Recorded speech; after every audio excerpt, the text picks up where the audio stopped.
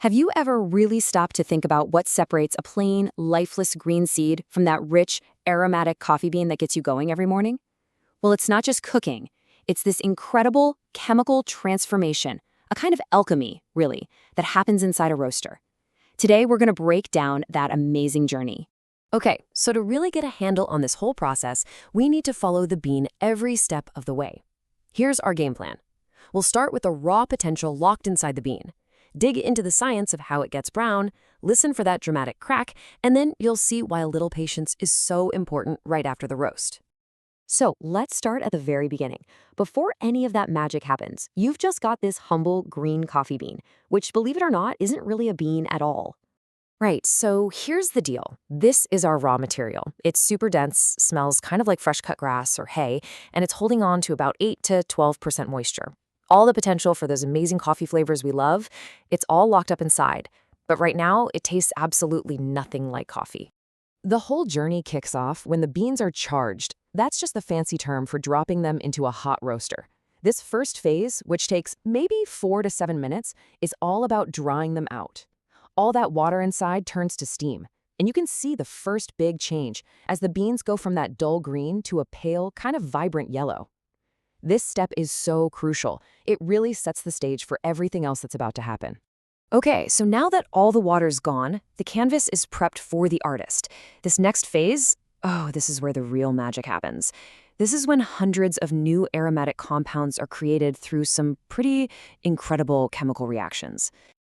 What you're looking at here are the two heavy hitters of flavor development.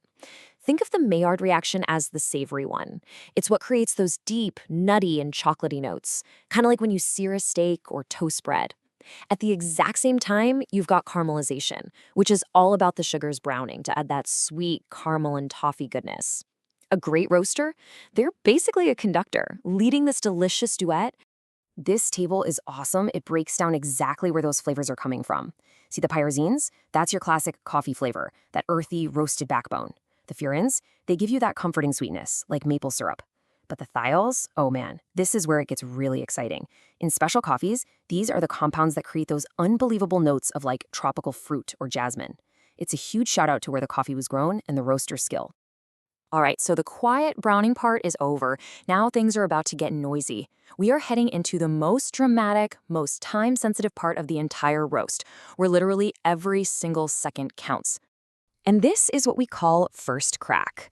All that steam and carbon dioxide that's been building up inside the bean, well, it gets so intense that it actually bursts through the cell walls.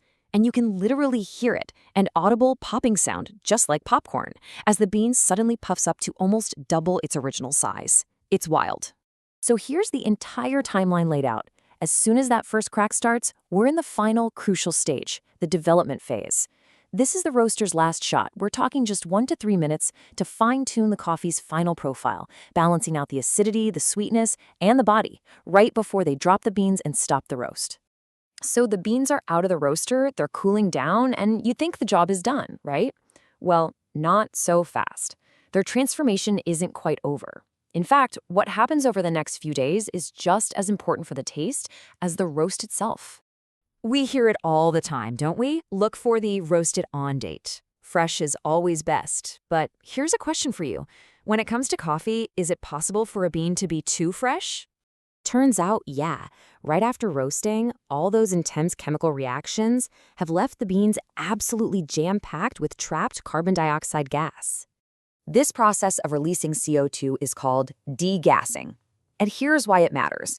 If you try to brew your coffee right after it's roasted, all those escaping gas bubbles literally push water away from the coffee grounds.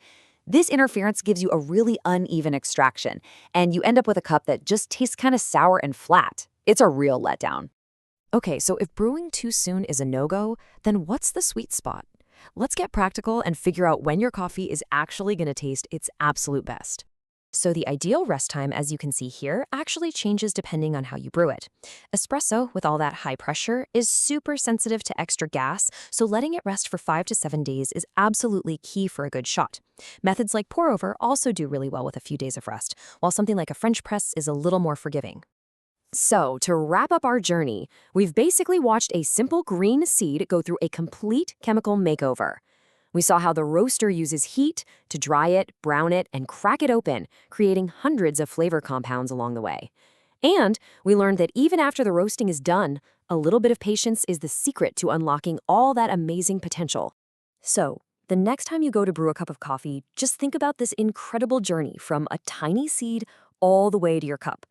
Will you be able to taste those nutty, chocolatey notes that came from the Maillard reaction? Or maybe that sweet caramel finish from the sugars? The whole story of the roast is right there, just waiting for you to discover it.